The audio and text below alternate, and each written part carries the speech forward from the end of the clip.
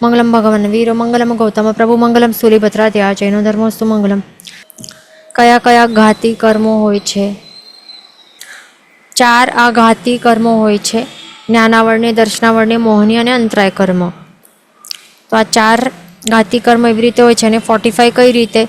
એમના જે પણ સબ ટાઈપ્સ છે, કેટલા છે? 5 + 9, હા 5 + 9 + 26 + 5, તો એ બધા ટોટલ કરશું તો કેટલા થાય છે? 45 થાય છે. તો એવી રીતે આ બંધની અપેક્ષા આપણને સમજવાનું છે. બંધની અપેક્ષા છે એટલા માટે અહીંયા 26 છે, નહીં તો સાચે મોહનીય કર્મની પ્રકૃતિ આપણે 28 ભણી છે ને, પણ અહીંયા બંધનની અપેક્ષા ઘાતી કર્મો કેટલા? તો અહીંયા 26 બંધાય છે. તો એ પછી સર્વઘાતી કર્મો એ કેટલા છે? 20 છે. તો એ કયા કયા સર્વઘાતી કર્મો કહેવાય છે? એક તો કેવલ જ્ઞાનાવરણ્ય કર્મો. કેવલ જ્ઞાનાવરણ્ય કેવલ 2. તો અહીંયા 2 એટલે કે શું સમજવાનું? અહીંયા 2 કે કેવલ જ્ઞાનાવરણ્ય અને કેવલ દર્શનાવરણ્ય આ બંને કર્મ એ 2. પછી નિદ્રા એ કેટલા? 5 નિદ્રા. તો શું સમજવાનું?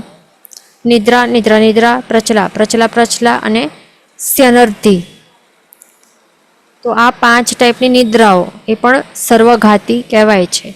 મિથ્યાત્વ મોહનીય કર્મ એ પણ સર્વઘાતી છે.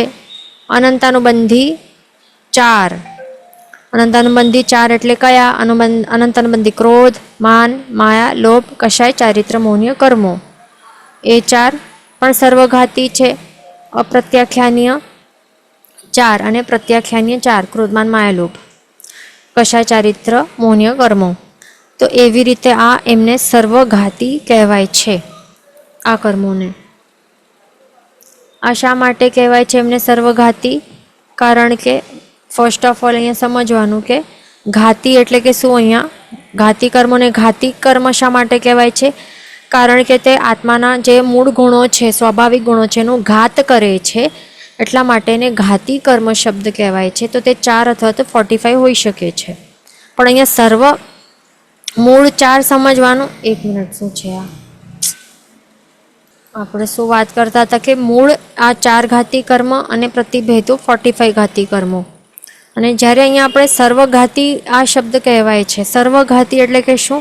કે આત્માના ગુણોને સંપૂર્ણપણે ઘાત કરે છે. આત્માના ગુણનો સંપૂર્ણ ઘાત જે કરે ને એવા કર્મોને સર્વઘાતી કર્મ કહેવાય છે. તો એ કયા કર્મો છે? આવા 20 કર્મો છે, ધ્યાન રાખવાનું. આ એટલે ટોટલ આ જે 45 દેખાય છે, 45માંથી કેટલા છે? 20 છે. આ 20 સર્વઘાતી કર્મ કહેવાય છે, ધ્યાન રાખવાનું. એક્ઝામ્પલ માટે આપણને સમજી લઈએ કે જે કેવલ જ્ઞાનાવરણ્ય કર્મનું એક્ઝામ્પલ લઈએ તો એ જ્યાર સુધી ઉદયમાં રહેલું હશે ત્યાર સુધી આપણા સર્વગુણોનું ઘાત કરે છે. એટલે કે કયો? કેવલ જ્ઞાન. આ સંપૂર્ણપણે કેવલ જ્ઞાન ગુણ છે એનું ઘાત કરે છે બેસીને. આંશિક પણ કેવલ જ્ઞાન આપણને પ્રગટ થતું નથી. એવું થાય ક્યારેક કે કોઈકને આંશિક કેવલ જ્ઞાન પ્રગટ થાય? એવું થાય? નહીં થાય ને. જેમ આપણું જ્ઞાન ગુણ હમણાં આંશિકપણે ઉગાડ છે. જ્ઞાન ગુણ એ કયો? મતિ અને શ્રુત. આ 2 જ્ઞાન છે ને આપણા પાસે હમણાં, તો એમનું આંશિક ઉગાડ છે ને આપણા પાસે. મતિ કે શ્રુત જ્ઞાનનો આંશિક ઉગાડ છે, પણ કેવલ જ્ઞાનનો આંશિક ઉગાડ છે કોઈના પાસે? આ બની શકે છે? સાંભળ્યું છે? ક્યારે નહીં બને, એ ધ્યાન રાખવાનું. એનું આંશિક નહીં, ઉગાડ બિલકુલ નહીં હોય. કેવલ જ્ઞાનાવરણ્ય કર્મ જ્યાર સુધી રહેલું હોય એ સર્વઘાતી છે. એટલે ટોટલ આખા કેવલ જ્ઞાન ગુણનો ઘાત કરે છે. એ જો હટશે તો જ આખો સંપૂર્ણપણે એ પ્રગટ થશે કેવલ જ્ઞાન. એવી જ રીતે બધા જે બાકીના 19 કર્મો છે સર્વઘાતી કર્મો, એમના માટે એવી જ રીતે સમજવાનું છે આપણને. કેવલ દર્શનાવરણ્ય કર્મ છે પણ એવું જ છે. જે કેવલ દર્શન ગુણ છે એ કમ્પ્લીટલી એને ઘાત કરીને રાખ્યું છે. એ ધ્યાન રાખવાનું. આંશિક પણ એનું ઉઘાડ નથી. જ્યાર સુધી એનું ઉદય રહેલું હશે ત્યાર સુધી આંશિક પણ એનું ઉદય થવા દેતું નથી, પ્રગટ થવા દેતું નથી કે કેવલ દર્શન ગુણનું. એવું છે કેવલ દર્શનાવર્ણ્ય કર્મ, એટલા માટે ને સર્વઘાતી કહેવાય છે. પછી નિદ્રાઓ છે 5.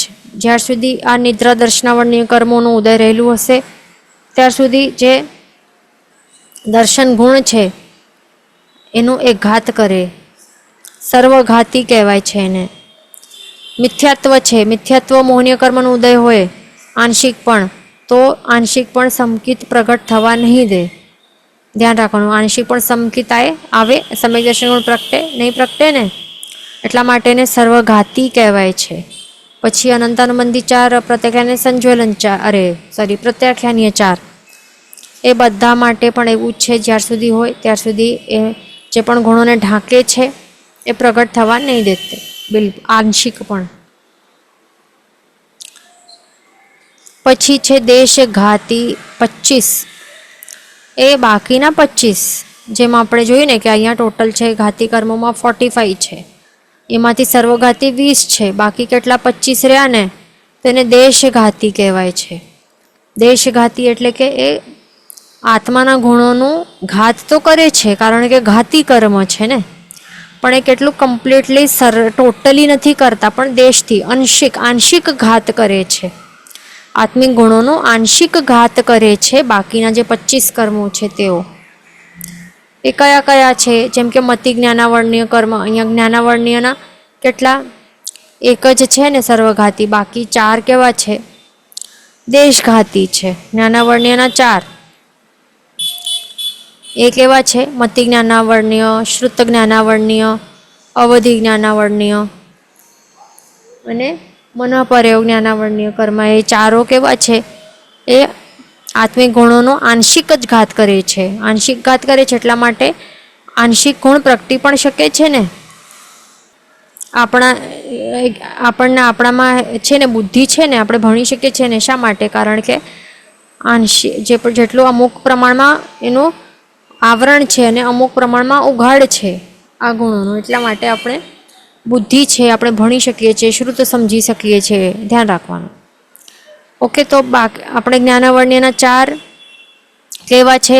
દેશઘાતી છે. પછી દર્શનાવર્ણ્યના 9માંથી કેટલા? 4 દેશઘાતી છે, જે ચક્ષુ, અચક્ષુ, પછી અવધિ અને ચક્ષુ દર્શનાવર્ણ્ય અને અચક્ષુ દર્શનાવર્ણ્ય. અહીંયા 4 નહીં આવે, 3 આવે, ધ્યાન રાખવાનું.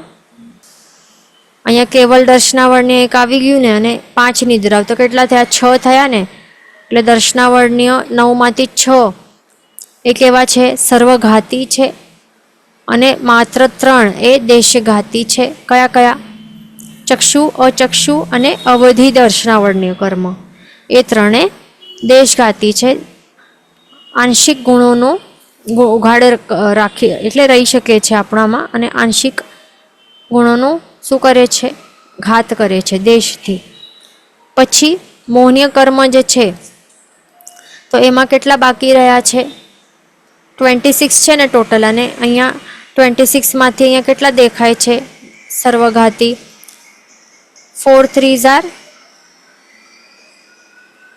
12 અને મિથ્યાત્વ મોહનીય એ 1 એટલે 13. તો 26માંથી કેટલા છે? 13 એ કેવા છે? સર્વઘાતી છે. બાકી કેટલા રહ્યા? 13 જે કેવા છે? દેશઘાતી છે. એમાં કોણ આવે છે 13માં? જે 4 સંજ્વલન કષાય ચારિત્ર મોહનીય કર્મો છે, પ્લસ 9 નો કષાય ચારિત્ર મોહનીય કર્મો, એટલે 9 + 4 13 થાય છે. તે દેશથી આંશિક ગુણોનું ઘાત કરે છે, આત્મિક ગુણોનું. પ્લસ અંતરાય કર્મ એ 0, એટલે જે અંતરાય કર્મ એ ટોટલી આખો સર્વથા શું 5 અહીંયા આવે ને, 0 આમાં આપણે કહેતા હતા, 0 અહીંયા છે. સર્વઘાતી અંતરાય કર્મ કેવું છે? બિલકુલ પણ સર્વઘાતી નથી, પણ જે 5 એ ટોટલી કેવું છે? દેશઘાતી છે. અને આંશિક ગુણોનું ઘાત કરે છે. એટલા જ માટે આપણામાં શક્તિ છે ને થોડી ઘણી, એવું થોડી કે બધાને બધા એવા વીક ને નબળા છે, બધા નિર્બળ છે કોઈ નહીં ને. ઉલ્લાસ પણ છે, ઓછા વત્તા પ્રમાણમાં ઉલ્લાસ છે, દાન લાભ બધું મળી શકે છે. અને શું થઈ શકે છે, શક્તિ પણ છે કંઈ કાર્ય કરવા માટે છે ને, ઓછા વત્તા પ્રમાણમાં શક્તિ પણ છે, શારીરિક છે ને, ભોગ ઉપભોગ પણ કરી શકીએ છે ને વસ્તુઓનું. બધું જ જોઈએ એટલું નથી કરી શકતા, કારણ કે આંશિક આવરણ છે ને આંશિક ઉઘાડ છે. એટલા માટે જેટલા પ્રમાણમાં ઉઘાડ છે ગુણનો, એટલા પ્રમાણમાં આપણે ભોગ ઉપભોગ વગેરે કરી શકીએ છીએ. શક્તિ એટલે આપણે સત્વ જગાડીને આપણી શક્તિથી આપણે આટલું કાર્ય કરી શકીએ છીએ, યોગોનો વ્યાપાર આટલું કરી શકીએ છીએ પ્રમાણમાં, એ બધું કરી શકીએ છીએ. એટલે દેખાય છે ક્લિયરલી કે અંતરાય કર્મ એ ટોટલી કેવું છે, એના 5 એ 5 કેવા છે, દેશઘાતી છે. આ પણ સર્વઘાતી બિલકુલ નથી, ધ્યાન રાખવાનું. એટલે ટોટલ કેટલા થયા, આ ટોટલ કરશું તો ટોટલ થઈને 4 + 3 7 + 13 20 + 5 25 થાય છે.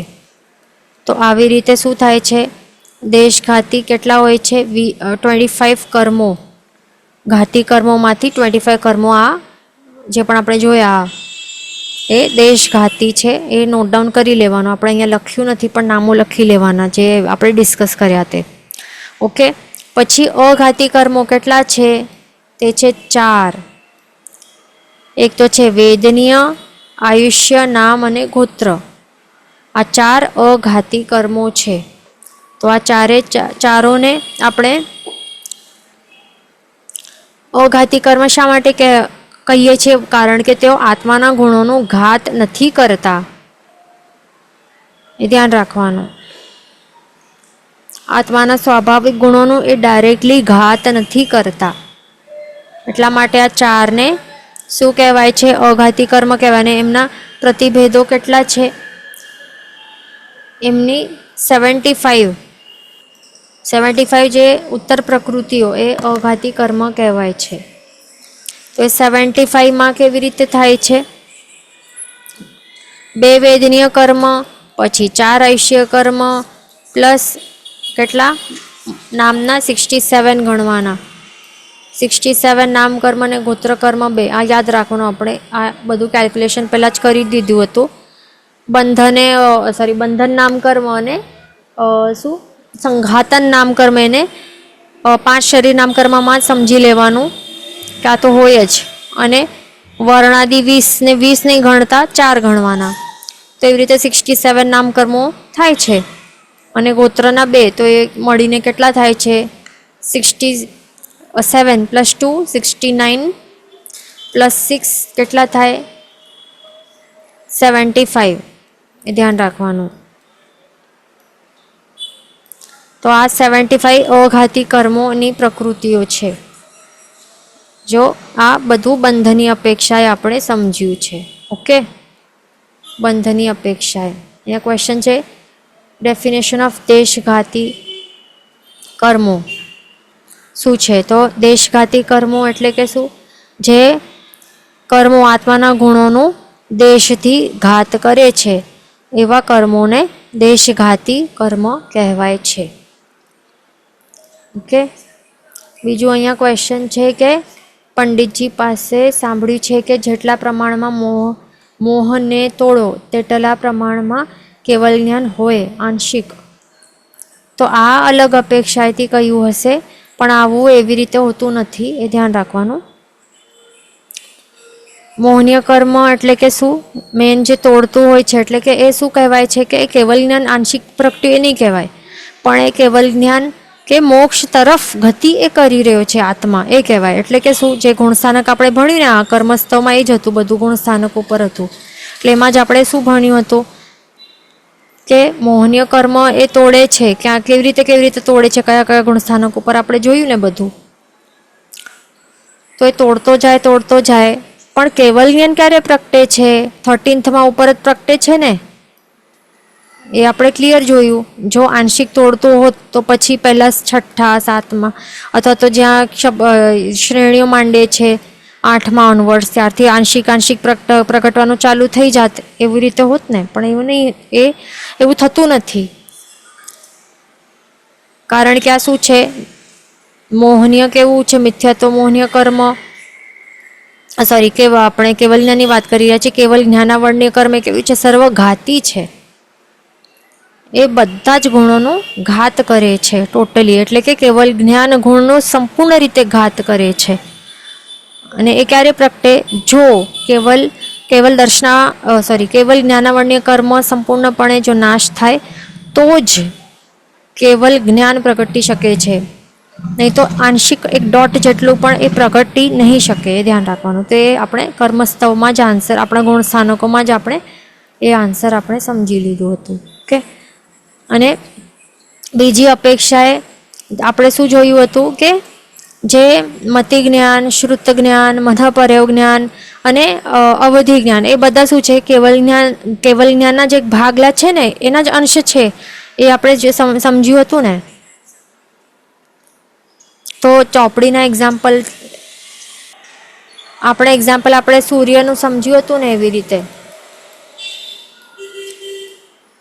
તો એમાં શું હોય છે કે ઘર છે, તો એની અંદર બારી બારણાઓ કંઈક છે, તો અમુક અંશમાં જે રેસ છે, સનરેસ છે, એ આવી શકે છે અંદર. સમજો કે એ ઘાસફૂસનું બનેલું છે ઘર, તો અમુક અંશમાં જે આવી શકે છે. અને આ શું છે, હવે આ સૂર્ય છે, કેવલ જ્ઞાનની ઉપમા આપેલી છે. સમજો આ કેવલ જ્ઞાન રૂપી સૂર્ય છે, કેવલ જ્ઞાન રૂપી સૂર્ય છે. અને આ ઘર શું છે? આત્મા છે. આ ઘર જે છે એ આત્મા છે, એ ઘાસફૂસથી બનેલું છે. એની અંદર થોડાક રેઝ આવે છે, અમુક અમાઉન્ટ આવે છે અંદર. અને એ કોના રૂપથી આવે છે? એ કેવલ જ્ઞાનના રૂપથી નથી આવતું, પણ આ બધા રેઝ આવે છે, આંશિક રેઝ જે આવી શકે છે અંદર, એક મતિ જ્ઞાન અને શ્રુત જ્ઞાનના રૂપથી આવે છે. કે અવધિ જ્ઞાન સમજો કે મનઃપર્યવ જ્ઞાન સમજો, એના રૂપથી અંદર આવી રહ્યા છે. પણ એ એમ કહી શકાય છે કે આ જે આત્માનું જે અનંત જ્ઞાન ગુણ છે ને આખો, એનું જ આ અંશ છે ને. આ જે મતિ જ્ઞાન, શ્રુત જ્ઞાન, જે મનઃપર્યવ જ્ઞાન, અવધિ જ્ઞાન, આ ચારે ગુણ છે, એ આત્માના અનંત જ્ઞાન જે છે, ટોટલ અનંત જ્ઞાન, એના જે શું છે, આંશિક ગુણો છે એ કહી શકાય છે. એ કેવલ જ્ઞાનના જ અંશો કે એના જ છે, આ પાર્ટ છે, આ એવી રીતે કહી શકાય. પણ એમ નહીં કહી શકાય કે આ કેવલ જ્ઞાન છે, આ આંશિક કેવલ જ્ઞાન છે, એ નહીં કહેવાય. એમ નહીં કહેવાય કે એમને આંશિક કેવલ જ્ઞાન પ્રગટ્યું, એમ નહીં કહેવાય. કારણ કે આ માત્ર ઓનલી એન્ડ ઓનલી 13th ઉપર પ્રગટ થશે.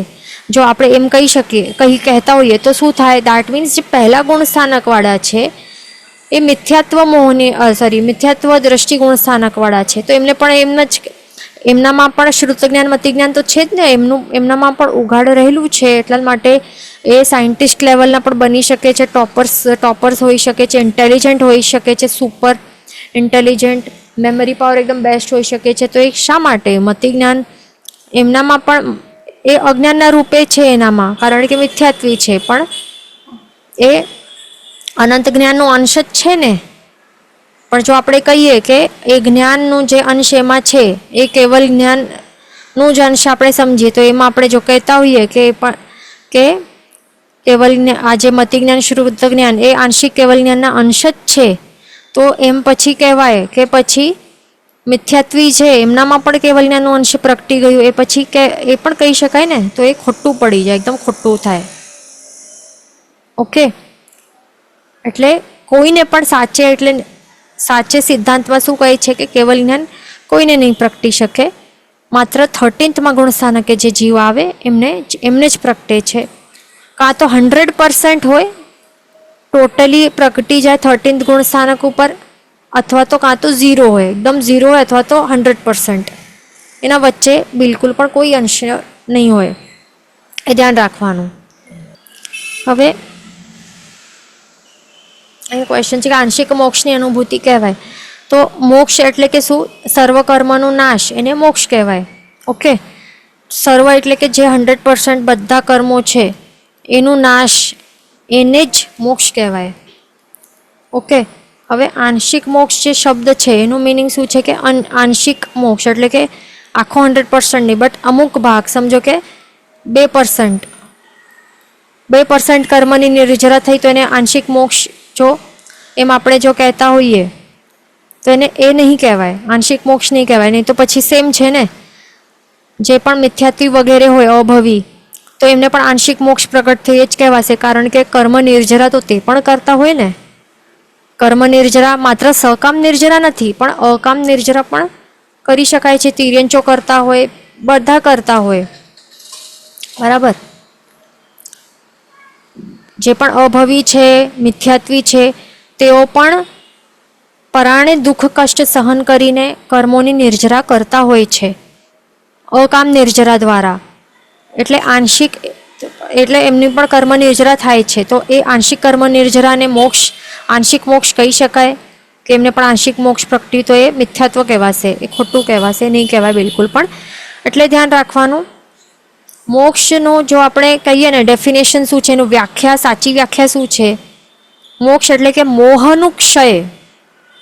મોહ આ શબ્દ છે ને શેનાથી બનેલું છે, એનું સાચી ડેફિનેશન, વ્યાખ્યા શું છે, મોહનું ક્ષય, એને મોક્ષ કહેવાય.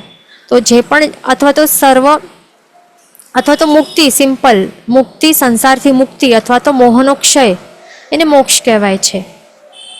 એ ધ્યાન રાખવાનું. એટલે કાં તો મોક્ષ હોય કાં તો નહીં હોય બિલકુલ પણ. એટલે કે એમ પણ એ છે કે આંશિક મોક્ષ એ નહીં કહેવાય. નહીં તો પછી એ જો કહેવાતું હોય તો પછી જે અભવી અને મિથ્યાત્વીને પણ આંશિક મોક્ષ થાય છે, અનુભૂતિ થાય છે, એ જ કહેવાય પછી, કારણ કે તેઓની પણ અકામ નિર્જરા એ દ્વારા એ આંશિક જે કર્મોની નિર્જરા તે પણ કરતા હોય છે. પ્લસ એ મોહનું ક્ષય તો કરતા જ નથી બિલકુલ પણ. એટલા જ માટે અભવી અને મિથ્યાત્વી એ પહેલાં, અભવી જીવ હોય પહેલાં ગુણસ્થાનક ઉપર જ રહેલા હોય છે, એમને તો મિથ્યાત્વ મોહનીય કર્મનું આવરણ રહેલું હોય છે ને. એટલા માટે આંશિક મોક્ષ તો કહેવાય જ નહીં, ધ્યાન રાખવાનું એમને.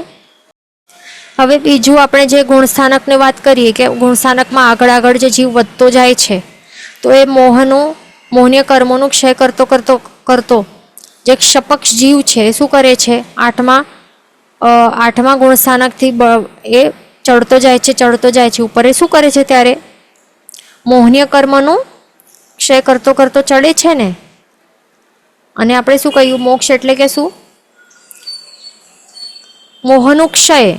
તો હવે આ અપેક્ષા, આ ડેફિનેશન પ્રમાણે જો આપણે વિચારીએ, આ કઈ ડેફિનેશન પ્રમાણે કે મોહનું ક્ષય એટલે કે મોક્ષ, જે એ ડેફિનેશન છે, તો એ ડેફિનેશન પ્રમાણે આ પર્સ્પેક્ટિવથી આપણે જો જોઈએ તો જે ક્ષપક જીવ માત્ર છે એ આપણે કહી શકીએ કે એ આંશિક મોક્ષની અનુભૂતિ કરતો આગળ ચડી રહ્યો છે, એમના માટે માત્ર કહી શકાય છે, બીજા કોઈ માટે નહીં કહેવાય. ધ્યાન રાખવાનું. શું? કારણ કે ક્ષય બીજા કોઈ કરતા નથી, માત્ર ક્ષપક જીવ ક્ષય કરે છે ને મોહનીય કર્મનું. બીજા બધા શું કરે છે, ઉપશમ કરી શકતા હોય છે. એટલે જે માત્ર ક્ષય કરે, એટલે કે ટોટલી જે ક્ષપક જીવ એ ક્ષય કરતો મોહનીય કર્મનું થોડી ધીરે ક્ષય કરતો આઠમા ગુણસ્થાનકથી ચડતો ઉપર વધે છે. 8, 9, 10, 11 માં નથી જતો, પણ 12માં જમ્પ કરે છે. 8, 9, 10 પછી 12. તો એવી રીતે એ મોહનીય કર્મનો ક્ષય કરતો ચડે છે. અને 13માં ગુણસ્થાનક આવે એટલે કે કેવી રીતે આવી શકે છે, બિકોઝ એ મોહનીય કર્મનો કમ્પ્લીટલી ક્ષય કરી નાખે છે. તો એની જે આ જર્ની છે, મોહનું ક્ષય કરતાં આગળ વધવાની જે જર્ની છે 8મા ગુણસ્થાનક ઓનવર્ડ્સ, તો એમાં એ કહી શકાય છે આ અપેક્ષાથી કે મોક્ષનો આંશિક મોક્ષની અનુભૂતિ કરતો એ ચડી રહ્યો છે. એવી રીતે ક્ષપક જીવ માટે ત્યારે કહી શકાય છે. એ ધ્યાન રાખવાનું. અને આપણે જો આ અપેક્ષાથી વિચારીએ કે મોક્ષ એટલે કે મુક્તિ, એટલે કે ટોટલી સર્વથા કર્મોથી મુક્ત થઈ જાય, તો એ કયા ગુણસ્થાનકે થાય છે, એ 14મા ગુણસ્થાનકને પણ પાર કરી નાખે. એટલે કે જે ચાર ઘાતી કર્મોનો નાશ કરીને કેવલ જ્ઞાન પ્રગટ થાય છે, બાકીના 4 અઘાતી કર્મો બાકી રહે છે, રાઈટ. તો એનો પણ નાશ કરી નાખે છે, સર્વથા ક્ષય કરી નાખે છે. તો ત્યારે એને 14મા ગુણસ્થાનક બાદ પછી નિર્વાણ થાય છે પ્રાપ્ત. એટલે બધા જ કર્મોથી મુક્ત થઈ જાય છે, બધા જ કર્મોનો સંપૂર્ણ ક્ષય કરે છે. અને મોક્ષનો બીજી વ્યાખ્યા એટલે કે મુક્તિ, સર્વ કર્મોથી મુક્ત અવસ્થા, એને મોક્ષ કહેવાય. તો એ આપણે એ અપેક્ષાથી, આ વ્યાખ્યાની અપેક્ષાથી જો જોઈએ તો પછી મોક્ષ ક્યારે મળે? 14મો ગુણસ્થાનક પણ પાર કરી દે જીવ, બધા કર્મોથી સર્વતા એ રહિતપણું મળી જાય, એવી અવસ્થા મળી જાય, તો ત્યારે કહેવાય કે એ જીવને હવે મોક્ષ મળ્યું છે, એનાથી પહેલાં નથી મળ્યું. તો એ ડેફિનેશનના પ્રમાણે એવી રીતે કહી શકાય છે. ઓકે, તો હવે આગળ આપણે ચાલશું. આટલું આપણું થઈ ગયું. હવે નેક્સ્ટ શું છે? વિપાકોદય કે રસોદય એનું મિનિંગ શું છે? આ ટર્મિનોલોજીસ આપણે સમજી લઈએ. આ બંને એક જ વસ્તુ છે. અને બીજું છે પ્રદેશોદય. તો વિપાકોદય કે રસોદય, વિપાક આ શબ્દનો મિનિંગ શું છે? વિપાક એટલે કે ફળ, અને રસ એટલે કે એ જ છે. રસ એટલે કે શું? કેવું રસ છે? આ કર્મનું કેવું રસ છે, કેવું ટેસ્ટ છે? રસ એટલે કે કેવું ટેસ્ટ? આપણે કાંઈ ટેસ્ટ કરીએ, સમજો કે શુગર કેન જ્યુસ, આપણે ફ્રેશ શુગર કેન જ્યુસ આપણે ટેસ્ટ કર્યું, તો એ કેવું હોય? એકદમ સ્વીટ હોય. પણ એમાં પાણી મિક્સ હોય તો પછી એ ઓછું સ્વીટ હોય. વધારે પાણી જેમ જેમ મિક્સ કરતાં જે ઓછું સ્વીટનેસ ઓછી થતી જાય. એટલે કે રસ કેવું છે? જે આ પ્યોર શુગર કેન જ્યુસ છે, એકદમ સ્વીટ છે. આ એનું રસ કેવું છે? એકદમ સ્વીટ, જોરદાર સ્વીટ છે. અને પછી એનું જે રસ છે, જો પાણી નાખતા જઈએ તો એનું જે પાવર છે, એટલે કે જે ફળ છે, આપણે જે કહીએ ને કે એકદમ મીઠું ફળ આપશે, એટલે કે એકદમ સારું શુભ ફળ, સ્ટ્રોંગ અને શુભ, અતિશય શુભ ફળ. જેમ જેમ ડાયલ્યુટ થતું જાય તેમ ઓછું શુભ ફળ મળતું જાય. સ્વીટનેસ ઓછી થતી જાય, એટલે કે ફળ કેવું? ઓછું શુભનો ઇન્ટેન્સિટી ઓછી થતી જાય. એટલે કે એકદમ ઓછું, થોડા સમય માટે સુખની અનુભૂતિ થઈ, પછી ચાલી ગઈ. એટલે કે નાનકડું એવું ફળ મળ્યું, કે મોટું એકદમ બહુ જ વધારે જ એકદમ સુખની અનુભૂતિ થાય, તો એવું છે. અને સિમિલરલી કારેલાનો રસનો એવી જ રીતે એકદમ કડવું, તો એકદમ બહુ જ જોરદાર અશુભ ફળ મળે છે. કે જેમ ડાયલ્યુટ થતો જાય આગળ તેવી રીતે અશુભતામાં એ શું થાય? રિડક્શન થતું જાય. એવી રીતે સમજવાનું. એટલે કે વિપાકોદય કે રસોદય એટલે કે શું? કે કર્મનો ઉદય થાય તો કર્મના ઉદયથી જીવને શુભ અથવા તો અશુભ, એટલે કે સારું અથવા તો ખરાબ ફળ, શુભ કે અશુભ ફળની પ્રાપ્તિ એ થાય. એવા ટાઈપનું જે કર્મોદય થાય કે કર્મોનો ઉદય થાય, કે જેના કારણે અવશ્ય એ જીવને ફળ મળે, એનું રિઝલ્ટ થાય, આપે, શુભ હોય કે અશુભ હોય, તો એ ફળને કહેવાય વિપાક. અને કર્મોદયને કહેવાય વિપાકોદય. જે ફળ આપનાર એવું કર્મનું ઉદય થયું એને કહેવાય વિપાકોદય કે રસોદય. પછી પ્રદેશોદય એટલે કે શું? પ્રદેશોદય એટલે કે જે સ્વફળ નહીં આપે. એટલે કે શું? સિમ્પલ વર્ડમાં આપણે સમજીએ તો શુભ કે અથવા તો અશુભ ફળ એ પ્રાપ્ત નહીં થાય. એ શુભ કે અશુભ ફળ પ્રાપ્ત થયા વિના જ જે પણ પ્રદેશોદયમાં આપણે શું જોયું હતું? કે જે સાચો જે કર્મ છે એ પોતાના સાચા સ્વરૂપમાં ઉદયમાં નહીં આવે, પણ એ ટ્રાન્સફોર્મ થઈ જાય છે. એમાં એના કોઈ સજાતીય કોઈ કર્મ હોય એમાં એ ટ્રાન્સફોર્મ થઈ જાય ને, એ બીજા કોઈ સજાતીય કર્મમાં ટ્રાન્સફોર્મ થઈ જાય, અને પછી કર્મનું એટલે કે કર્મની ભોગવાઈ જાય, નિર્જરા થઈ જાય, તો એને કહેવાય પ્રદેશોદય. એટલે કે શું? એનું જે સાચું ફળ છે એ આપતો નથી. એક્ઝામ્પલ, મોહનીય કર્મ છે, મિથ્યા તો મોહનીય કર્મ છે. મિથ્યા તો મોહનીય કર્મનું કેવું ફળ હોય છે? કે એ જીવને મિથ્યા દૃષ્ટિ બનાવે છે, એનું સાચું ફળ છે. પણ જો એનો પ્રદેશોદય આપણે સમજીએ તો એ પ્રદેશોદય એ મિશ્ર મોહનીય અથવા તો સંકિત મોહનીયના ફોર્મમાં એ થઈ શકે છે. પ્રદેશોદયનું મિશ્ર મોહનીય અથવા તો સંકિત મોહનીય. તો આ મિથ્યા તો મૌન્ય એ પોતાનો સાચો છે, પોતાનો ફળ છે. સ્વફળ એટલે કે શું? એનું ફળ જો આપે, પોતે એનું ઉદય થાય તો એ કેવું ફળ આપે? મિથ્યાથી બનાવે જીવને, વિપરીત બુદ્ધિવાળો કરે, એટલે કે મિથ્યા માન્યતાવાળો કરે, વિપરીત માન્યતા, જીન વચનથી વિપરીત માન્યતા થઈ જાય એવું એવું એનો ઉદય થાય તો એવું બનાવી દે જીવને. પણ જો એનો પ્રદેશોદય થાય એટલે કે એ ટ્રાન્સફોર્મ થાય છે એના સજાતીય કર્મોમાં. એના સજાતીય કર્મો આ બે છે, મિશ્ર મોહનીય અને સંકિત મોહનીય. આ બંને એના સજાતીય કર્મો છે. તો એના ફોર્મમાં, એના સ્વરૂપમાં એ ઉદયમાં આવે તો પછી એ પોતાનો સાચો ફળ થોડી એ બતાડે, પણ આવા બીજા ફોર્મ્સમાં એ ઉદયમાં આવે અને પછી એ શું થાય? પોતાનું જે એ પોતપોતાના ફળ બતાડે. એટલે કે મિશ્ર મોહનીય પછી એના ફોર્મમાં એ ટ્રાન્સફોર્મ થઈ જાય તો એ સમજો ને કે જે ત્રીજા ગુણ સ્થાનક વાળો જીવ હોય કેવું અધ્યવસાય વાળો હોય તો એવું બનાવે એને. એટલે કે આ મિથ્યા તો મોહનીય પોતાનું ફળ નહીં બતાડે, પણ એ મિશ્ર મોહનીયનો ઉદય થાય અને પોતાનું ફળ બતાડીને એ ભોગવાઈ જાય, નિર્જરા થઈ જાય, એની સાથે ભોગવાઈ જાય. એટલે કે મિથ્યાત્વ પણ છે એ ભોગવાઈ જાય સાથે જ, પણ મિથ્યાત્વનું ફળ નહીં આપે. બરાબર? એટલે કે એ પોતાનું આ ફળ છે, મિથ્યા દૃષ્ટિ બનાવવાનું ફળ, એ નહીં બતાડી શકે. આવા ટાઈપનો ઉદય હોય ને એને કહેવાય પ્રદેશોદય. સમજ્યા ને? પાછું કહું શું છે કે જ્યારે સમજો કે ત્રીજો ગુણ સ્થાનકવાળો કોઈ જીવ છે, ત્રીજા ગુણ સ્થાનક એટલે કે મિશ્ર દૃષ્ટિ ગુણ સ્થાનકવાળો જીવ, તો એવા જીવને મિશ્ર મોહનીય કર્મનો ઉદય હોય ને તો તેઓ એ વખતે એને સત્તામાં રહેલું એ મિથ્યાત્વ મોહનીય કર્મ પણ છે એનું પણ, તો એ મિશ્ર મોહનીય કર્મનું અહીંયા ઉદય ચાલી રહેલું છે ત્યારે. અને એટલે મિશ્ર મોહનીયનું શું ચાલ્યું છે? વિપાકોદય કે રસોદય એનું એ ચાલી રહેલું છે. અને એ વખતે મિથ્યાત્વ મોહનીય કર્મનું પ્રદેશોદય ચાલી રહેલું છે આ એની સાથે સાથે. એટલે શું થઈ રહ્યું છે? આનું પ્રદેશોદય ચાલી રહ્યું છે. એનું મિનિંગ શું? કે આ મિથ્યાત્વ મોહનીય બીજા ફોર્મમાં કન્વર્ટ થઈ રહ્યું છે, એ છે મિશ્ર મોહનીય કર્મ.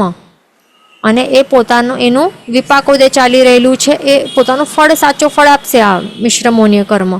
પણ સાથે સાથે મિથ્યાત્વ મોહનીય કર્મનું પ્રદેશોદય ચાલી રહ્યું છે. એટલે કે એ પણ ઉદયમાં આવી રહ્યું છે, પણ એ પોતાનું ફળ નહીં બતાડી શકશે, પણ એ ભોગવાતો જશે, ભોગવાઈને નિર્જરા થતી જશે એની. સમજ્યા ને? એટલે એવી જ રીતે સંકિત મોહનીય કરવા માટે સમજી લેવાનું. સંકિત મોહનીયનું ઉદય હોય, વિપાકોદય, તો એ પોતાનું ફળ એ ક્યારે ઉદયમાં હોય? સંકિત મોહનીય માત્ર ક્ષોપશમિક સંકિતવાળાને હોય ને, ક્ષોપશમિક સંકિતવાળા જીવો એમને સંકિત મોહનીય કર્મોનું ઉદય રહેલું હોય છે. કેવું? વિપાકોદય. એટલે એ પોતાનું ફળ બતાડે. શું ફળ છે એનું? કે સંકિત છે ને એમાં એ અતિચાર લગાડે છે, શંકા પેદા કરાવે છે, એનું એ ફળ બતાડતો જાય છે. એનો ક્યારેક અતિચાર લગાડતો હોય છે, એટલે એનું પોતાનું એ રસોદય બતાડે છે. અને એની સાથે સાથે આ મિશ્ર મોહનીય કર્મ અને મિથ્યાત્વ અને મિશ્ર મોહનીય કર્મ આ બંનેનું પ્રદેશોદય ચાલી રહેલું હોય છે. એટલે કે એ પોતાના સ્વફળ બતાડી નથી શકતા, પણ એમના પ્રદેશોદય ચાલી રહેલા છે. એટલે કે સ્વફળ કેવા છે? આ એ મિથ્યાત્વ નથી બનાડી શકતો જીવને, અને આ મિશ્ર નથી બનાડી શકતો જીવને. સ્વફળ એ બતાડી નથી શકતા, પણ એ ભોગવાતા જાય છે. પ્રદેશોદય ચાલી રહ્યું છે ને, એટલે કે ઉદયમાં આવીને ભોગવાતા જાય છે, ફળ નથી બતાડી શકતા. તો એવું હોય છે. ધ્યાન. ઓકે? અહીંયા ક્વેશ્ચન છે કે આત્માને ફીલ ન થાય પ્રદેશોદય, આત્માને ફીલ ન થાય તો પ્રદેશોદય ચાલી રહેલું હોય ને, સમજો કે મિથ્યાત્વ મોહનીય કર્મને નું પ્રદેશોદય ચાલી રહેલું છે, તો એ પોતાનું ફળ બતાડી જ નથી શકતો, સ્વફળ. એટલે એનું ફળ બતાડી જ નથી શકતો, તો એનું પછી ફીલ જ નહીં થાય ને, કારણ કે મિથ્યાત્વી બનાડી શકતો નથી આ જીવ આત્માને, એટલા માટે એ ફીલ નહીં થાય. પણ એ વખતે જેનું પણ રસોદય ચાલી રહેલું હોય, જે પણ કર્મનું રસોદય કે વિપાકોદય ચાલી રહેલું હોય, તો એનું એ ફળ બતાડે તો ત્યારે ખ્યાલ આવે કે હા, એવું આ કર્મ છે ઉદયમાં. અહીંયા ક્વેશ્ચન છે કે પણ પ્રદેશોદયમાં ભોગવાય કેમ? કારણ કે ઉદય છે ને, પ્રદેશોદય, પ્રદેશોનું ઉદય. આ શબ્દનું મિનિંગ શું છે? પ્રદેશોનું ઉદય, ઉદય ચાલી રહ્યું છે. જે પણ પ્રદેશો છે, દલિકોનું ઉદય હમણાં ચાલી રહેલું છે. ઉદયમાં આવે પણ ફળ નથી બતાડી શકતા, ભોગવાતા જાય છે, નિર્જરાતા જાય છે. આ ધ્યાન રાખવાનું. એટલા જ માટે એનું નામ જ એવું છે, પ્રદેશોદય. એટલે કર્મ દલિકો છે એના પ્રદેશો છે. તો એ પ્રદેશ, જે પ્રદેશો છે કે દલિકો છે, ઉદયમાં આવતા આવતા આવતા આવતા એ નિર્જરી રહ્યા છે. પણ એમાં રસ નથી ને, અહીંયા સ્વફળ નથી બતાડી શકતા, કારણ કે એમાં રસ નથી, ત્યાં રસોદય નથી. જે પણ સજાતીય જેનું પણ રસોદય ચાલી રહેલું છે, તો એનું રસ બતાડશે, એનું રસ આવે. ટેસ્ટ કોનું આવે? જેનું પણ રસોદય આવે એનું ટેસ્ટ મળે, એટલે કે એનું ફળ મળે. જેનું રસોદય નહીં હોય, ટેસ્ટ જ નહીં હોય, એમાં નહીં બતાડે ને ફળ, પણ એમનું એમ ભોગવાતા જાય, પ્રદેશો નીકળતા જાય. હવે શું? હા, અહીંયા ક્ષોપશમ. ક્ષોપશમ એટલે કે હળવા બનીને ઉદયમાં આવવા. તો આ શું છે? હળવા બનીને ઉદયમાં આવવા એટલે કે શું? કે એક્ઝામ્પલ આપણે શું લઈએ આપણે? જે અનંતાનુબંધી છે એનું એક્ઝામ્પલ આપણે સમજી શકીએ છીએ અહીંયા, એટલે લઈ શકીએ છીએ. એક અનંતાનુબંધી કષાય, અનંતાનુબંધી 4 કષાયો છે. તો એનું ક્ષયક્ષમ હમણાં ચાલી રહ્યું છે. એ ક્યારે કહેવાય કે અનંતાનુબંધી કષાયોનું આપણે સક્ષમ કરી રહ્યા છીએ? ક્યારે કહેવાય? જો એ સમજો કે સંકિતની હાજરી રહેલી હોય, અથવા તો અપ્રત્યાખ્યાનીયનું ઉદય ચાલી રહેલું છે. એ પણ કયો? રસોદય. કયા? આપણે એક્ઝામ્પલ માટે શું લઈએ? અનંતાનુબંધી 4 કષાયોનું આપણે કહીએ કે ક્ષોપશમ ચાલી રહ્યું છે. એ ક્યારે કહેવાય કે એનું ક્ષોપશમ ચાલી રહેલું છે? કે એ વખતે જે અપ્રત્યાખ્યાનીય છે એનાથી કયા? આ એકદમ ઇન્ટેન્સ છે, એનાથી મંદ, એક લેવલ મંદવાળા કયા છે? આ એનાથી એ છે અપ્રત્યાખ્યાનીય ને. તો અપ્રત્યાખ્યાનીય 4 કષાયો છે એનો સમજો કે હમણાં રસોદય ચાલી રહેલું છે, કે વિપાકોદય ચાલી રહેલું છે, રસોદય. અને જીવ કેવું છે? સમકીતી જીવ છે. જીવ છે સમકીતી, એ પણ કેવું છે? 4થા ગુણ સ્થાનકવાળું છે આ જીવ. ઓકે, તો 4થા ગુણ સ્થાનકવાળું સમકીતી જીવ છે. એનું અપ્રત્યાખ્યાનીય 4 રસોદય ચાલી રહેલા છે. એટલે કે પોતાનું ફળ કોણ બતાડે છે? આ અપ્રત્યાખ્યાનીય જે એના મૂળ ફળ છે એ બતાડી રહ્યા છે. એટલે કે એ પચખાણ એ લઈ નથી શકતો આ જીવ. ઓકે, એટલે દેશ વિરતિ પણ એ સ્વીકારી શકતો નથી. નાના મોટકા વ્રત પચખાણ પણ એ નિયમ સ્વીકારી નથી શકતો. લાઈક શ્રેણિક મહારાજાનું આપણે અહીંયા સમજી શકીએ છીએ એક્ઝામ્પલ. તો અહીંયા શું ચાલી રહેલું છે એમના સિચ્યુએશનમાં આ જીવના? કે 4થા ગુણ સ્થાનક એ સમકીતી જીવ છે. અપ્રત્યાખ્યાનીય 4 કષાયોનું રસોદય એટલે કે જે સાચો ફળ છે બતાડી રહ્યા છે. એટલે કે ફળ એટલે કે વ્રત નિયમ નાના મોટકા પણ લેવા આપતા જ નથી, પણ સાથે સાથે એ સમકીતી છે ને સમ્યક જ્ઞાન છે એને ખ્યાલ છે કે લેવા જોઈએ. એટલે અહીંયા અનંતાનુબંધી 4 કષાયો છે એનું રસોદય નથી. એટલે કે રસોદય નથી એટલે કે એનું રસોદય નહીં હોય એનું, દેટ મીન્સ એનું એ સાચો ફળ બતાડી શકતા નહીં હોય ને. એનું સાચો ફળ શું છે? જીવને એ શું બનાવે? એનું ફળ શું છે? એ જીવને મિથ્યાત્વી બનાવે. આપણે ભણ્યું છે ને, સાસ્વાદન અથવા તો મિથ્યાત્વમાં હોય. સાસ્વાદન બીજો ગુણ સ્થાનક અને મિથ્યા તો પહેલું ગુણ સ્થાનક. તે આપણે ભણ્યું છે ને કે આ બે થોડુંક પણ ઉદયમાં આવી જાય તો કયો? જીવ પડી ગયો. રાઈટ? એવું હોય ને. એટલે એનું ફળ આપણે એ સમજી શકીએ કે મિથ્યાત્વી બનાવી દે જીવને. સમકિત ચાલ્યો જાય એના કારણે એનું એવું ફળ છે, પણ એનું પોતાનું ફળ એ બતાડી શકતા નથી. કારણ કે જીવ તો શું છે? અહીંયા સમકીતી છે ને. અહીંયા શા માટે ફળ નથી બતાડી શકતા? આ અનંતાનુબંધી 4 કષાયો, કારણ કે એના જે જીવ છે એના શુદ્ધ અધ્યવસાયો છે, ચડતા અધ્યવસાયો છે, સમકીતી જીવ છે. એ શું કરી રહ્યો છે? ક્ષપશમ કરી રહ્યો છે. એનું જે અપ્રત્યાખ્યાનીય કષાયો છે એનો રસોદય ચાલી રહ્યો છે, અને અનંતાનુબંધી 4 કષાયો એ શું થઈ રહ્યા છે? હળવા બનીને ઉદયમાં આવવા. તો એના માટે છે શું? અનંતાનુબંધી 4 કષાયોનું ક્ષપશમ ચાલી રહેલું છે અહીંયા. એટલે કે શું હમણાં થઈ રહ્યું છે? ઉદયમાં આવે છે. આ યસ, ઉદયમાં આવે છે, પણ કેવી રીતે? રસમાં ઘટાડો થઈને એ ઉદયમાં આવે છે. એટલે કે હળવા બનીને, એટલે કે શું? રસમાં ઘટાડો થઈને એ કન્વર્ટ થતા આવે છે. એટલે કેવી રીતે કન્વર્ટ થાય છે?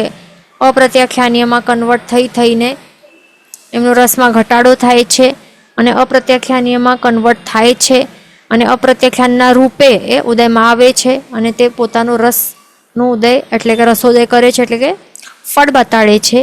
એટલે કે વ્રત નિયમ આપવા દેતા નથી.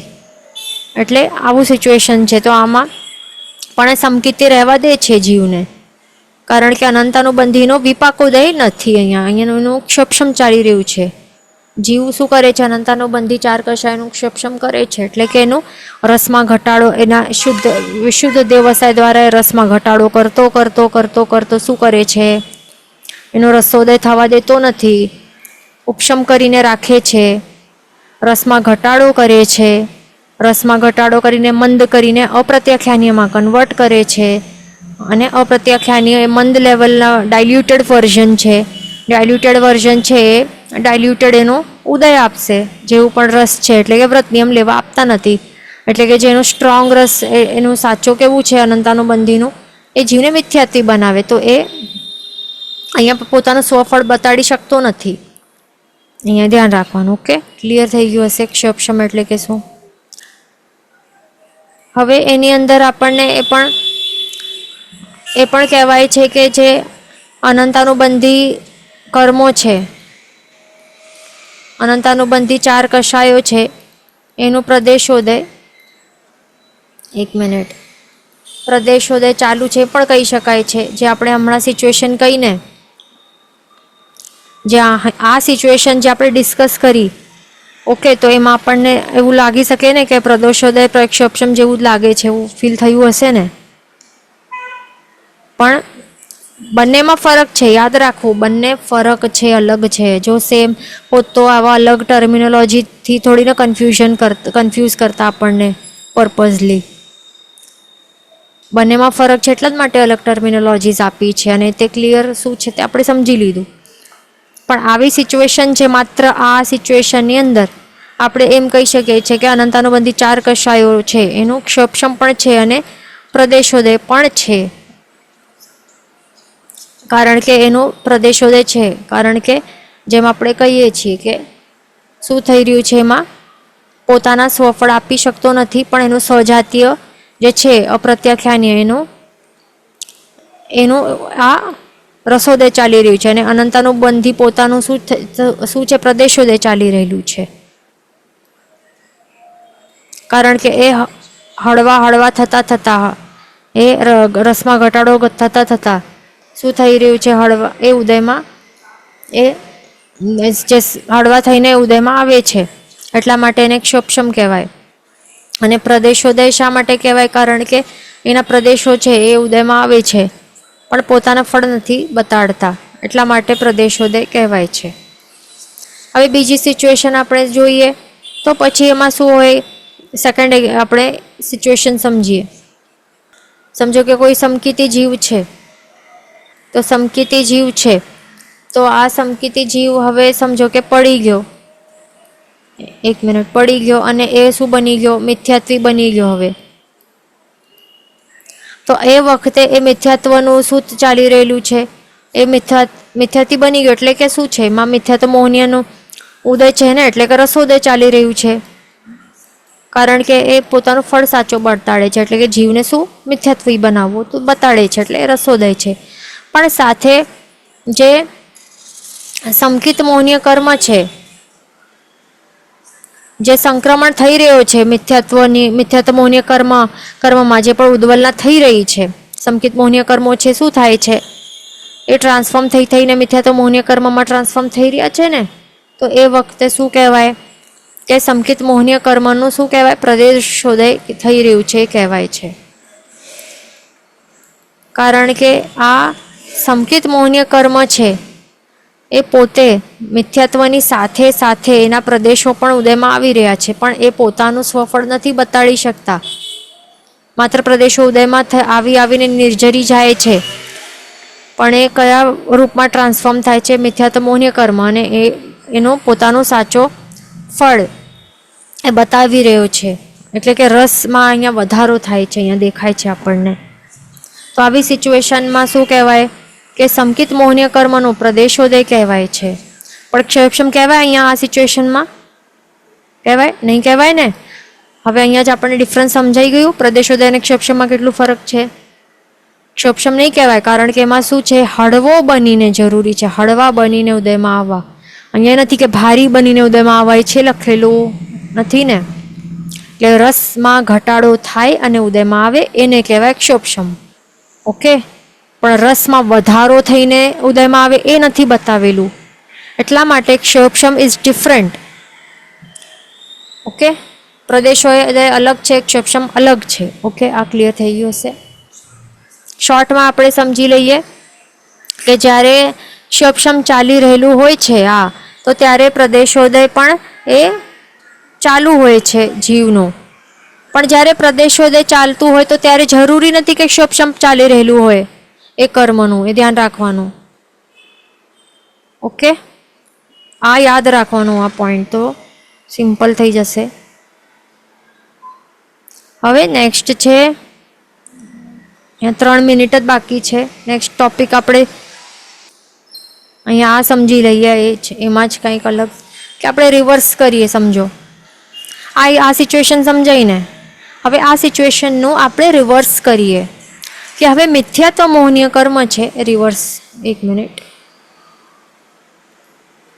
આ મિથ્યાત્વ મોહનીય કર્મ છે એ બની રહ્યો છે સંકિત મોહનીય કર્મ, ટ્રાન્સફોર્મ થઈ રહ્યો છે. સમજો કે મિથ્યાત્વી હતો તો હવે એ સંકિતી બને છે જીવ. ઓકે, એક એવું ક્ષપશમિક સંકિત. તો એક ક્ષપશમિક સંકિતી બની રહ્યો છે જીવ. તો હવે એ વખતે જે સંકિત મોહનીય કર્મ છે તો એનું શું ચાલી રહેલું છે? આ ક્ષપશમિક સંકિતી જીવનું શું ચાલે? સંકિત મોહનીય કર્મનું રસોદય ચાલી રહેલું હોય ને, એટલે એ પોતાનું ફળ બતાડે છે, સાચો ફળ. એટલે કે શું? સંકિત ગુણ છે એમાં એ અતિચાર લગાડે છે થોડો ટાઈમ ટુ ટાઈમ. પણ સાથે સાથે મિથ્યાત્વ મોહનીય કર્મનું પ્રદેશોદય ચાલી રહેલું છે એ કહેવાય. પણ શું ક્ષોપશમ પણ ચાલી રહેલું છે? તો ત્યારે શું સમજવાનું કે યસ, ક્ષોપશમ પણ ચાલી રહેલું છે. બિકોઝ શું થઈ રહ્યું છે કે આ મિથ્યાત્વ મોહનીય કર્મ એ હળવો બની જાય છે ને, હળવો બનીને ઉદયમાં આવે છે. એટલે કે જ્યારે આવી રિવર્સ સિચ્યુએશન હોય તો ત્યારે શું સમજવાનું કે મિથ્યાત્વ મોહનીય કર્મ જ્યારે હળવો બનીને એટલે રસમાં ઘટાડો થઈને ડાયલ્યુટ બનતો એના સજાતીય કર્મ સંકિત મોહનીય કર્મના ફોર્મમાં એ ટ્રાન્સફોર્મ થઈને એ ઉદયમાં આવી રહ્યો છે, તો ત્યારે એને શું કહેવાય કે ક્ષોપશમ કરે છે જીવ. શેનું? મિથ્યાત્વ મોહનીય કર્મોનું ક્ષપશમ ચાલ્યું એટલે કરી રહ્યો છે. મિથ્યાત્વ મોહનીયનું ક્ષપશમ કરી રહ્યો છે અને સાથે સાથે મિથ્યાત્વ મોહનીય કર્મનું પ્રદેશોદય પણ ચાલી રહેલું છે. એ ધ્યાન રાખવાનું, કારણ કે એના પ્રદેશો ઉદયમાં આવી રહ્યા છે, પણ એનું રસ સ્વફળ એ બતાડી શકતા નથી. સાચો ફળ છે એ બતાડી શકતા નથી. માત્ર ઉદયમાં આવીને ભોગવીને એ નિર્જરા થતી જાય છે. ઓકે, આટલું આપણું ક્લિયર થઈ ગયું. અહીંયા ક્વેશ્ચન છે કે when we are not able to follow any પચખાણ, how can we distinguish whether this is because of our less પુરુષાર્થ ઓર બિકોઝ ઓફ ઉદય ઓફ અપ્રતિખ્યાન કશાય. એટલે એમનું શું ક્વેશ્ચન છે કે જ્યારે આપણને કોઈ પણ પચખાણ આપણે પાડી શકતા ન હોઈએ તો ત્યારે આપણને કેવી રીતે સમજાય કે આ આપણે પુરુષાર્થ આપણે કરી નથી રહ્યા, અથવા તો આપણે અપ્રત્યખ્યાનીય શ્રેણિક મહારાજાની જેમ આપણું પણ અપ્રત્યખ્યાનીય કશાય ઉદયમાં છે. તો એ આપણને કેવી રીતે સમજવાનું? તો એ સિમ્પલ છે કે આપણા કેવી રીતે જોવાનું કે આખા લાઈફમાં શું એક પણ પચખાણ લીધું નથી, એક પણ, એટલે કે અલગ અલગ અલગ અલગ પચખાણ હોય, નવકારશી હોય કે ચોવિયારવાળું રાત્રિ ભોજન ત્યાગવાળું હોય કે કોઈકના કોઈક નાના મોટા પચખાણ બિલકુલ પણ લીધા જ નહીં હોય, એટલે લઈ જ નહીં શકતા હોય, કેટલું પણ મન થતું હોય. તો જો એવું હોય કે બિલકુલ એક પણ પચખાણ આપણે આ પ્રેઝન્ટ સમયમાં જો નહીં લઈ શકતા હોય, આ પ્રેઝન્ટ સમયમાં, તો સમજવાનું કેટલું પણ મન થતું હોય એમાં એ પણ જોવાનું કે આપણે પુરુષાર્થ છે 100%, તો પણ આપણે જો નહીં લઈ શકતા હોય નાનકડું પણ, તો સમજવાનું કે અપ્રત્યાખ્યાને કશાયો ઉદયમાં છે. પણ આપણે જો ટ્રાય જ નહીં કરીએ, પુરુષાર્થ જ નહીં કરીએ, તો આપણે વિધાઉટ ટ્રાયલ આપણે નહીં કહી શકીએ કે આપણા અપ્રત્યાખ્યાની કશાય ઉદયમાં છે. એ ધ્યાન રાખવાનું.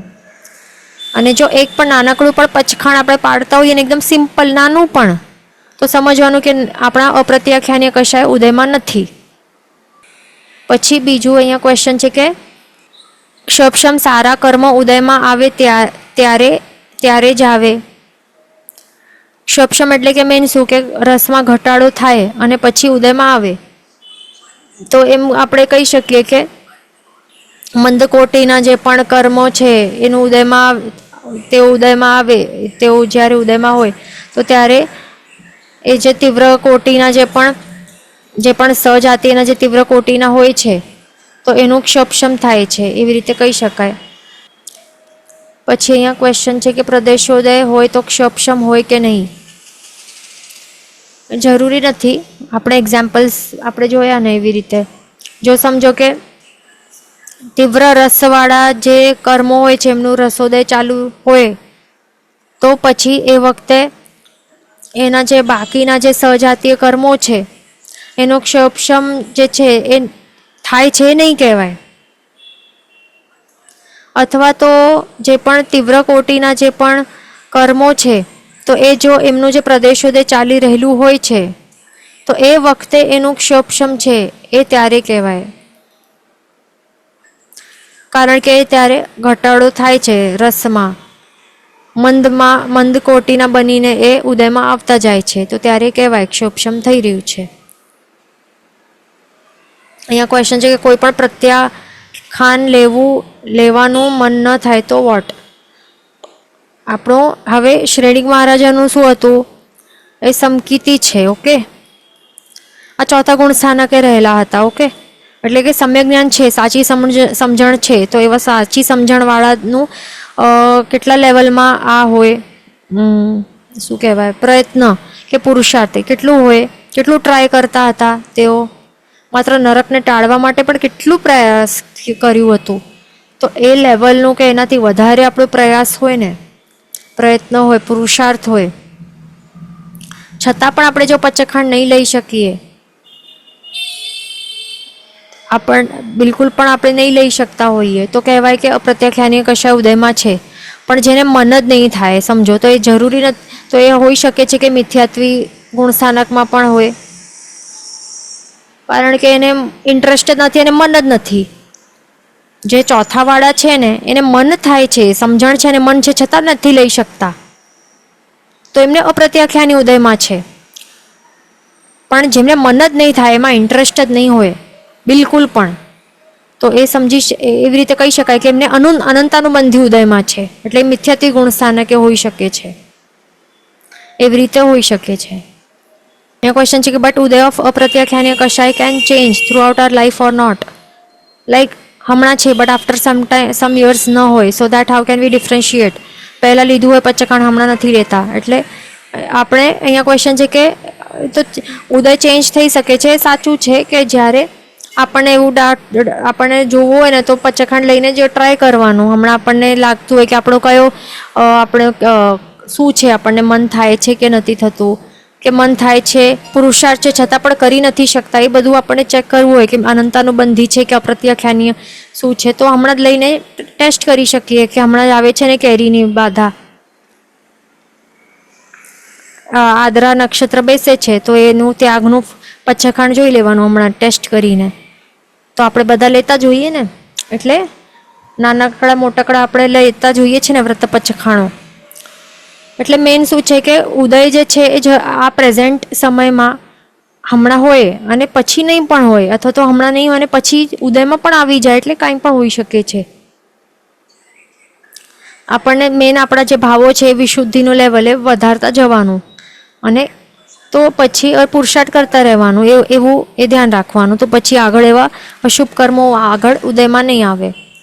ઓકે. અને બીજું એ પણ છે, જ્યારે આપણે પચખાણ આપણે લેતા હોઈએ અને તો ત્યારે દ્રવ્યથી પણ હોય અને ભાવથી આપણે દ્રવ્યથી લઈ લીધું પચખાણ, આપણને લાગે કે અરે આપણે 5મા ગુણસ્થાનકે આવી ગયા રે, પણ એવું નહીં પણ હોય.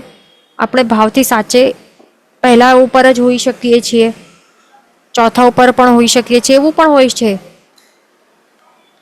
એવું પણ હોય છે, ધ્યાન રાખવાનું. ઓકે. તો નેક્સ્ટ ક્લાસમાં કન્ટિન્યુ કરશું. જીન વચન વિરુદ્ધ બોલાય તો મિચ્છામિ દુક્કડમ સર્વ મંગલ માંગલમ સર્વ કલ્યાણ કારણમ પ્રધાનમ સર્વ ધર્માણમ જન્મ જયતિ શાસનમ પ્રણમ.